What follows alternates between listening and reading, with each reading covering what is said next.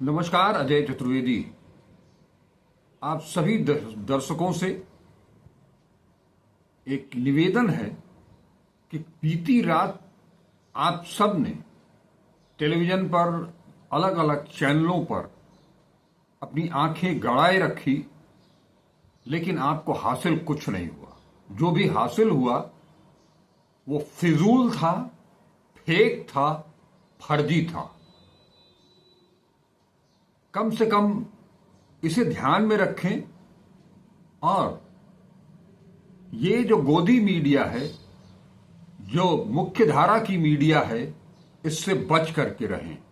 इसकी खबरों के ऊपर तनिक भी विश्वास कतई न करें। इन सब ने जो कुछ भी रात भर गया है वो इनके हित में तो हो सकता है, इनकी टीआरपी बढ़ सकती है, इनका पैसा बढ़ सकता है, और जो एंकर रात भर चिल्लाए हैं, हो सकता है कि उनका कद भी बढ़ जाए, उनका पैसा भी बढ़ जाए, लेकिन वो उनका जो पैसा बढ़ेगा वो हमारे और आपकी जेब से ही जाएगा। लिहाजा देश के लिए, अपने लिए इन फर्जी चैनलों के ऊपर तनिक भी विश्वास न करें। ये देश के लिए घातक हैं, आप सब के लिए घातक हैं। केवल और केवल इनका काम एक सूत्री है, उन्माद फैलाना, लोगों में आक्रोश भरना, नफरत भरना।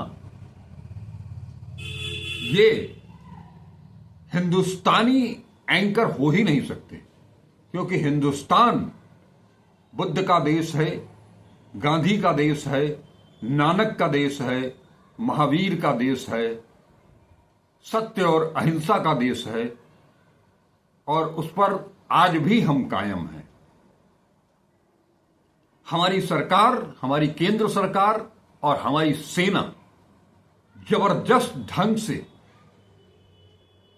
अपने ऊपर, अपनों के ऊपर होने वाले आतंकी हमलों का करारा जवाब दे रही है। एक चीज आप सब अच्छी तरह से समझ लें कि हिंदुस्तान ने कभी भी युद्ध की बात की ही नहीं है।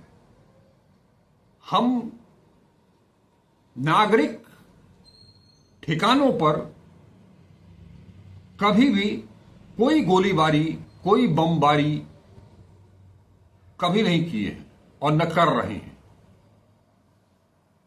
हम तो ऑपरेशन सिंदूर की भी हमारे लिए जरूरत नहीं थी, अगर पाकिस्तान में पल रहे, बढ़ रहे, प्रशिक्षित हो रहे आतंकी हमारे देश में घुस करके हमारी वो खूबसूरत वादी में जो लोग घूमने के लिए गए थे, जो लोग हनीमून मनाने के लिए गए थे, प्रकृति का आनंद लेने के लिए गए थे, उन सबको चुन चुन करके मारा। अन्यथा हम कभी भी हमले के लिए तैयार नहीं होते। ये हमारा इतिहास रहा है। युद्ध हमेशा थोपा गया है हमारे ऊपर पाकिस्तान की तरफ से, और जब जब उन्होंने इस तरह की कोशिश की, नापाक कोशिश की है, हमारे रिहायशी इलाकों में जो अटैक करने की कोशिश की है, लोगों को मारने की कोशिश की है, उनकी हत्या करने की कोशिश की है, उनको माकूल जवाब हमने दिया है। चाहे वो 1965 हो, चाहे वो 1971 हो, चाहे वो 1999 हो। हमने कभी भी अपनी तरफ से कोई पहल नहीं की है। लेकिन हमारा ये जो तथाकथित बड़े बड़े चैनल हैं, जिन्हें हम मुख्य धारा की मीडिया कहते हैं, जो हमारे अखबार हैं, मैंने कल भी बताया था आपको, परसों भी बताया था आपको, कि किस तरह से इस समय संयम की जरूरत है। अपनी भाषा पर, अपनी वर्तनी पर, अपनी लेखनी पर और अपनी जुबान पर कितना संयम रखने की जरूरत है। और इसमें हमारी सेना भरपूर अपनी तरफ से 200% लगा करके अपना काम कर रही है। जो कुछ भी हो रहा है, भारत जो कुछ भी कर रहा है, उसे किस भाषा में समझाया जा रहा है, ये आर्मी की तरफ से जब रात शाम को या जब भी कोई मौका उनको लगता है कि अब मीडिया के सामने आना चाहिए, वो प्रेस कॉन्फ्रेंस कर रहे हैं। उनकी एक एक लाइन सुनिए, एक एक शब्द सुनिए, कितने चबा चबा करके वो बोलते हैं, कितने संयमित होकर के बोलते हैं। कहीं भी आक्रामक ढंग से फिजूल की बातें वो नहीं करते हैं। लेकिन इस मीडिया ने भारत का सर झुकाने की कोशिश की है। इनके खिलाफ सख्त से सख्त कार्रवाई होनी चाहिए। और इन्होंने जो रात भर किया है उसका फैक्ट खोज करके पीआईबी ने, रक्षा मंत्रालय ने वो बहुत सारी चीजें निकाल करके दी हैं।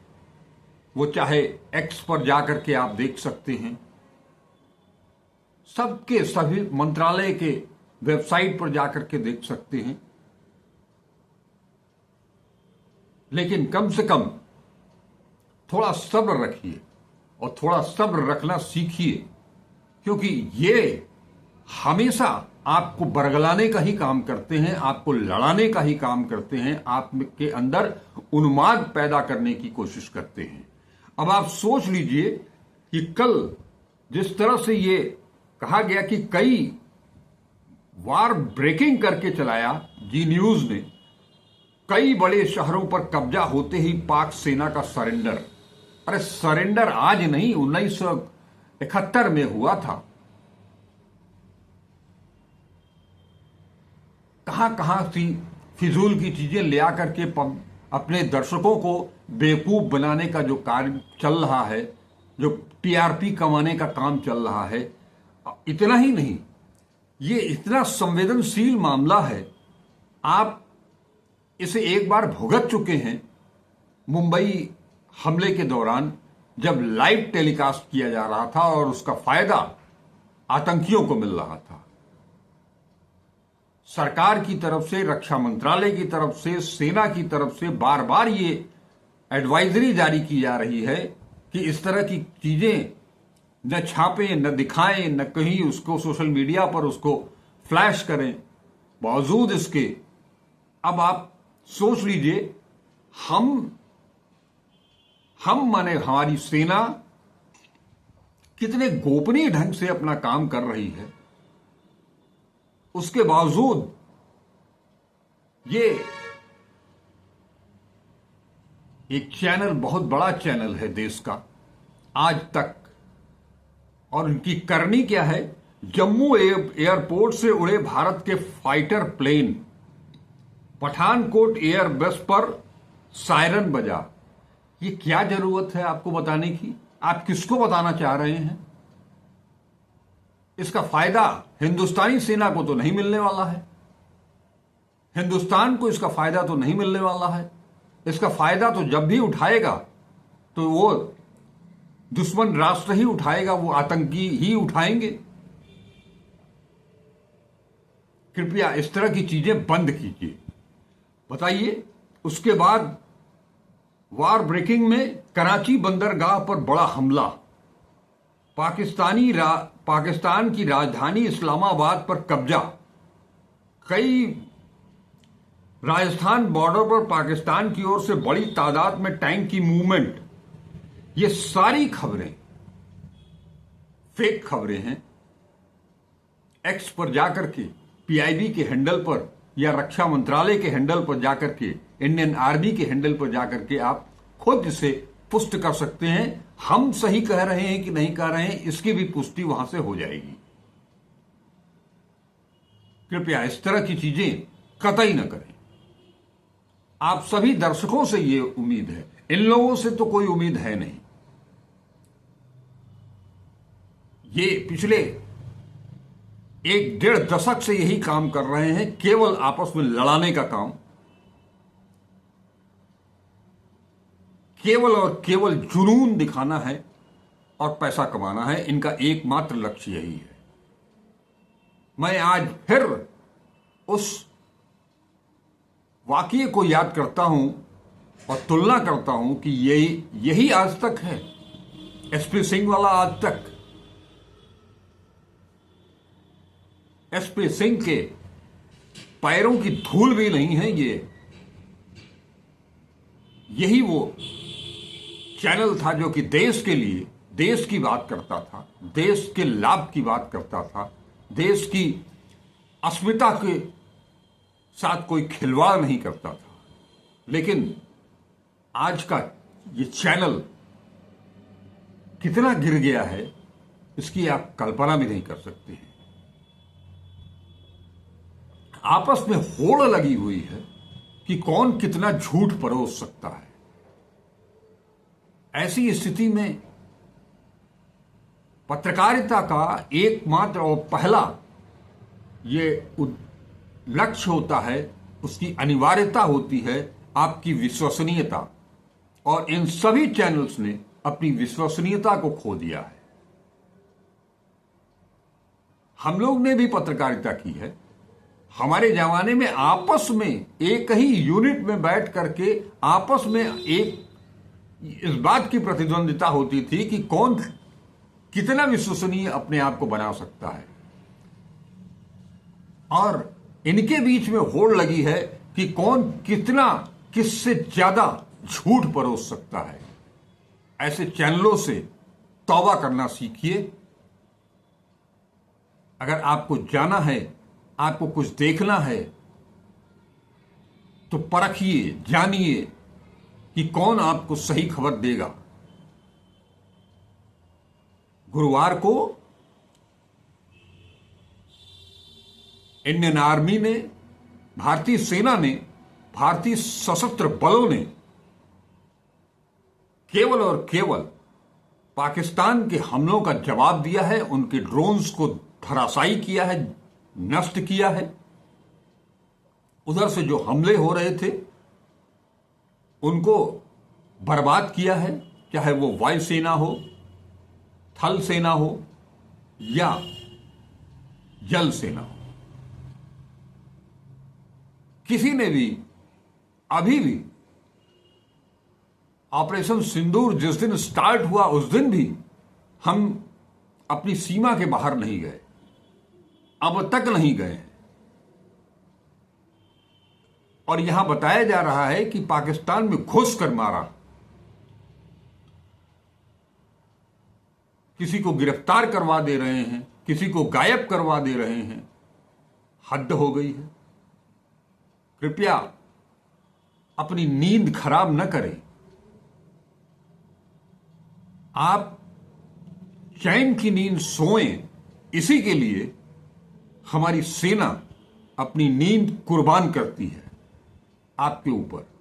उन पर भरोसा रखें। ये भारतीय सेना है और भारतीय सेना भारत की संस्कृति में पली बढ़ी है।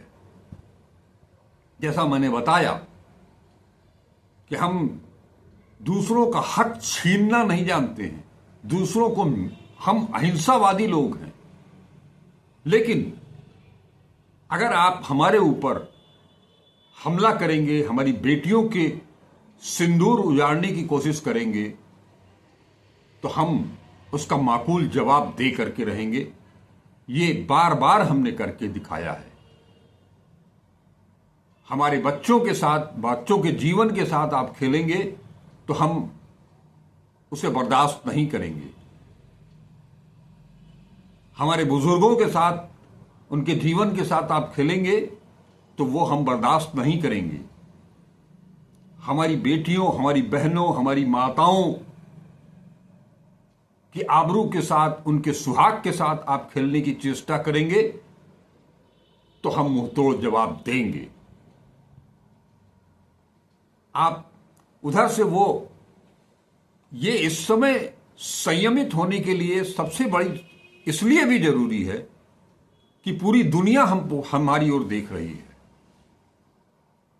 और हमारी सरकार, हमारे रक्षा मंत्री, हमारे विदेश मंत्री, हमारे प्रधानमंत्री, हमारे सेना के जो सचिव हैं, आर्मी फोर्सेस के जो सचिव हैं, जो उच्च पदाधिकारी हैं,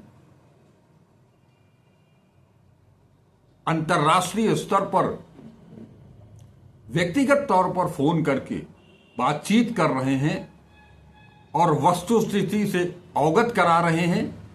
इसी का नतीजा है कि ऑपरेशन सिंदूर के पहले अमेरिका के राष्ट्रपति डोनाल्ड ट्रंप ने ये कहा था ना कि भारत भी हमारा है, पाकिस्तान भी हमारा है, लेकिन ये भारत सरकार की कूटनीति का परिणाम है कि वहां के उपराष्ट्रपति को पाकिस्तान को फटकार लगानी पड़ रही है कि आतंकी गतिविधियों को बढ़ावा देना, आतंकवाद को पनाह देना बंद करें।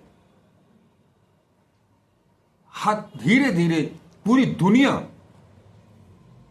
हमारे कदम का समर्थन करने लगी है, चाहे वो यूरोपीय यूनियन हो, ईरान हो, रशिया हो, जापान हो, सब हमारे साथ धीरे धीरे जुड़ते चले जा रहे हैं और सभी पाकिस्तान की इस कार्रवाई को कंडेम कर रहे हैं। इस अपने देश के लिए आप सब से निवेदन है कि इस फेक चैनलों को देखना बंद कर दीजिए, सही जानकारी लीजिए, इंतजार कीजिए, उतावला न होइए, क्योंकि उतावलेपन में अक्सर कुछ ऐसी गलतियां हो जाती हैं जो क्षम्य नहीं होती हैं और उसके लिए आपको जीवन भर पछताना पड़ता है। आप भरोसा रखिए अपनी सरकार के ऊपर, आप भरोसा रखिए अपनी सेना के ऊपर। उन आतंकियों ने जो हमारे साथ किया है उसका माकूल जवाब काफी हद तक दिया जा चुका है और अगर फिर वो अपनी आदत से बाज नहीं आए और हमारे ऊपर जबरदस्ती की तो उसका भी जवाब उन्हें मिलेगा। इस बीच आप सबको पता चल भी गया होगा, कल धर्मशाला में एक आईपीएल का मैच खेला जा रहा था। पहली इनिंग चल रही थी, 10 ओवर, एक गेंद फेंकी गई थी, एक विकेट गिरा था पंजाब का। उसके बाद लाइट कट गई, अंधेरा हो गया। वहां भी ये एहतियात बरता गया और ये किसी से नहीं बताया गया, न टीवी दर्शकों को और न जो वहां पर स्टेडियम में मौजूद थे, कि क्यों बिजली कट गई, क्यों मैच रोक दिया गया, क्यों मैच बाद में रद्द कर दिया गया। और अब आईपीएल के शेष जो मैच बचे हुए थे उन्हें फिलहाल सस्पेंड कर दिया गया है। वजह जायज है, हमारे खिलाड़ी हैं, हमारे नागरिक हैं और ये आईपीएल इतना बड़ा वैश्विक टूर्नामेंट है कि इसमें कई देशों के खिलाड़ी, नामचीन खिलाड़ी, अपने अपने देशों के सिरमौर खिलाड़ी आकर के खेलते हैं। उन सब की सुरक्षा का दायित्व भी हमारी सरकार के ऊपर है। जैसे अपने नागरिकों, आम नागरिकों की सुरक्षा का दायित्व है, वैसे ही उन लोगों की भी सुरक्षा का दायित्व है। और वो खिलाड़ी, जो विदेशी खिलाड़ी थे, वो चिंतित भी हो रहे थे। धर्मशाला में जो मैच होना था उसको लेकर के भी ये असमंजस की स्थिति थी कि किस तरह से वो ये मैच हो भी पाएगा कि नहीं हो पाएगा, क्योंकि हवाई अड्डे बंद थे। बड़ी मुश्किलों से दोनों टीमें वहां पहुंची थी और बड़ी मुश्किलों से उन्हें वहां से रवाना भी किया गया।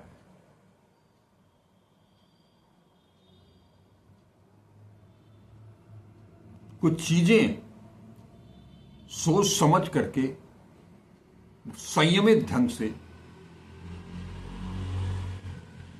अपने आप पर काबू रखते हुए, अपने आक्रोश पर, अपने उन्माद पर काबू रखते हुए तब कोई कदम उठाना चाहिए।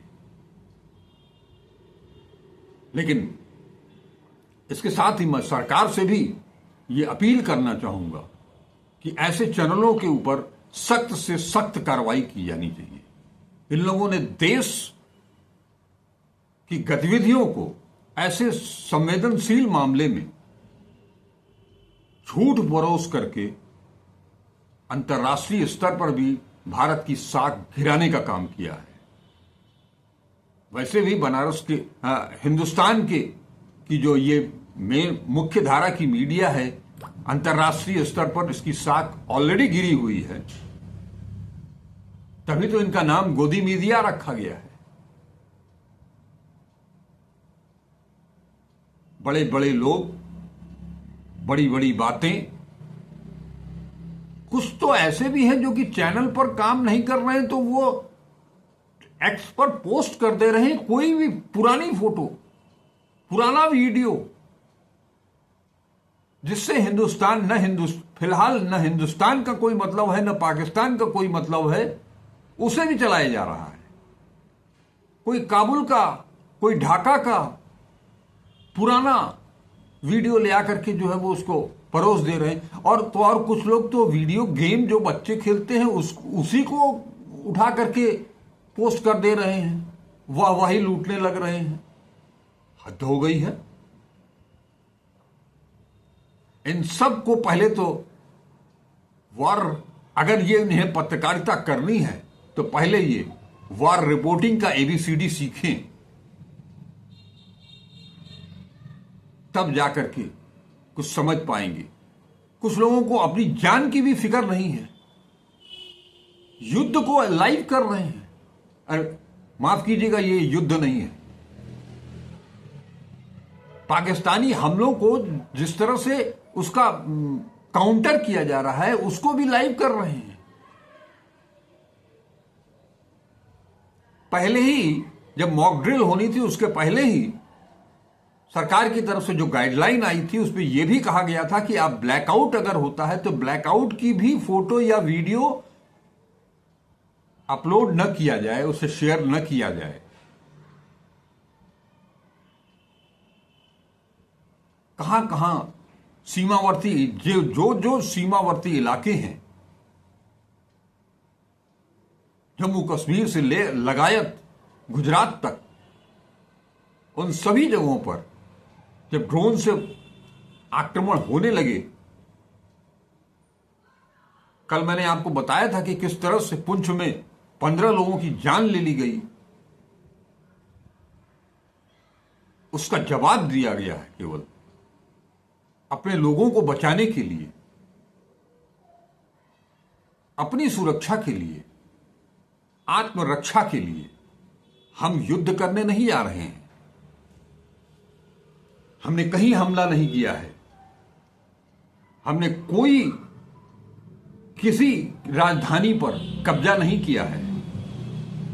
कई शहरों पर हमने कब्जा नहीं किया है। कराची बंदरगाह पर बड़ा हमला हमने नहीं किया है। इस बात को समझें, इसे समझने की जरूरत है। और सरकार, सूचना प्रसारण मंत्रालय, उन्हें इनके खिलाफ कार्रवाई करनी चाहिए। एडवाइजरी भेजने से अब काम नहीं होगा, क्योंकि आपकी थूथू इन लोगों ने करा दी है।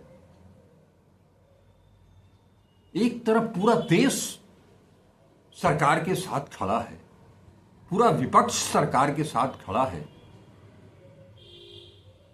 और एक सरकारी चैनल है दूरदर्शन, वो भी, उसमें भी एक एंकर साहब हैं, कुछ भी किसी को भी गद्दार कह देना है। खैर, उनके खिलाफ कांग्रेस जा रही है कार्रवाई करने के लिए, एफआईआर भी होगा और कानूनी कार्रवाई भी होगी। इनकी मोटी बुद्धि में तो ये समझ में नहीं आना है।